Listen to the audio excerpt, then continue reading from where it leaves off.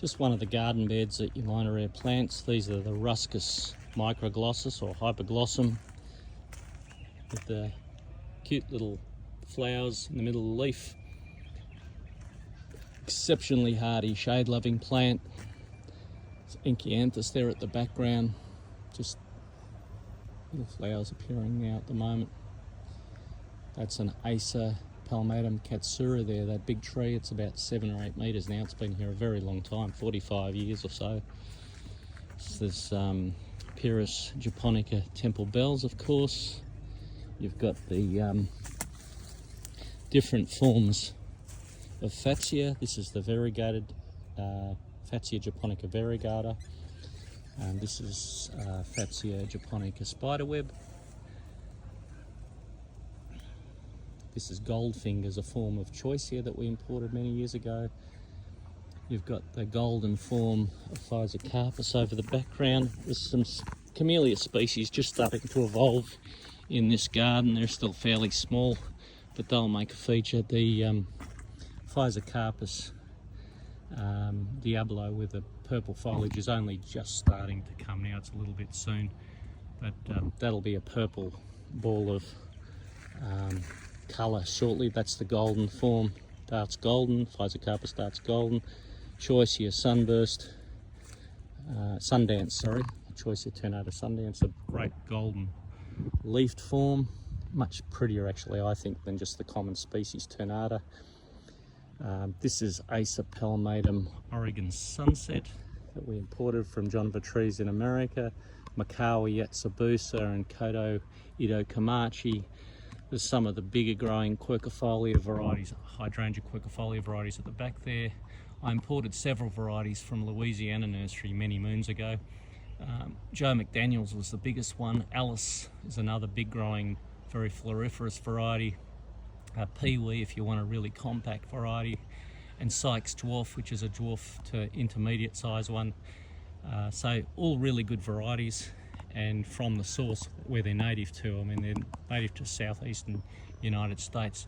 That's Abies Coreana Silberlock with its really interesting twisted branches. So normally on an Abies Coreana or Korean fir, the reverse of the needles is hanging down, so unless you turn it around with your hand, you don't, or right underneath and look up at it, you won't see the silver reverse. But because the branches are twisted from any part of the tree, you'll see the silver underside, and that twisted branch effect is quite effective on this variety, and should actually be more popular because Abies coreana is a relatively hardy plant.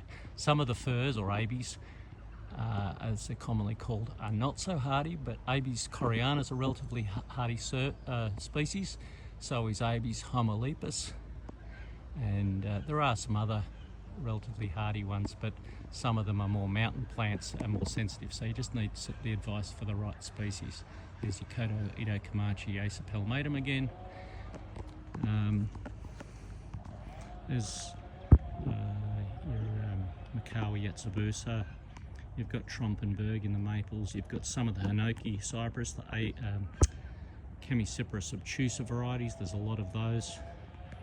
This is one of the little hybrid Daphnes that's available in Australia at the moment. There's pink and white forms of these, eternal fragrance.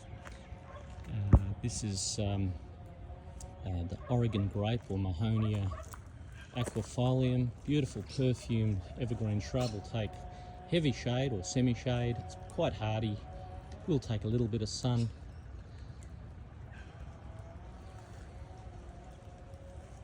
Carokia, that's Choicea Aztec Pearl, which I think is always a really good foliage plant, even when it isn't in masses of white flowers like this one. Just the foliage of that dark green is really clean compared to the Choicea ternata species, which is just a very underwhelming, washed out green, and not as tolerant of sun, and tends to be always, this looks a bit dirty to me, whereas this always looks shines and looks clean and looks lovely. Another species of Mahonia. It's Acer Palmatum Ryuzen, which is a completely weeping form of the common Japanese maple. This is Acer Shirasawanum palmatifidum, another beautiful variety my father imported from John Vitrees. Got the lovely, slightly curled foliage, just like Trompenberg, the purple one I sort of showed you a minute ago. Beautiful variety, quite a vigorous tree, probably 5 or 6, maybe even 7 metres in time. You can see we've cut this back hard to make it fit into the landscape.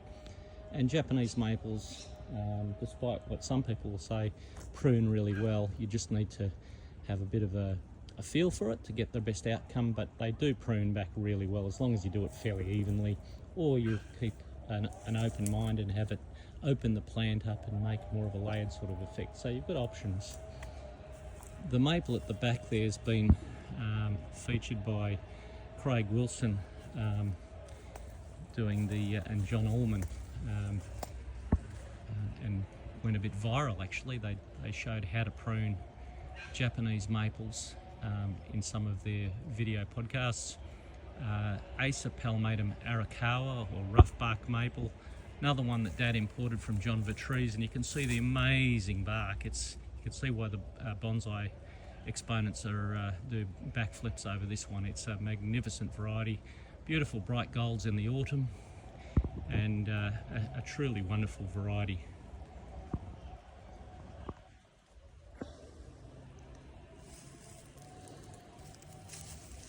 One of the Lanicera varieties, just coming into flower at the moment. This is Acer palmatum behu. It's been belted back for grafting wood, but it's quite a wonderful variety.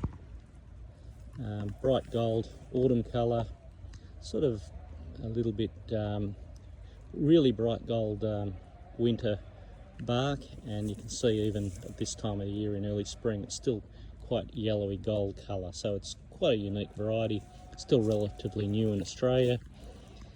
This is another one of our introductions. This is Ulmus parvifolia, or elm is Ulmus, so Ulmus parvifolia seiju. Another one that the bonsai proponents love because it's got the little foliage, really lovely little small leaves, and a great little bushy variety.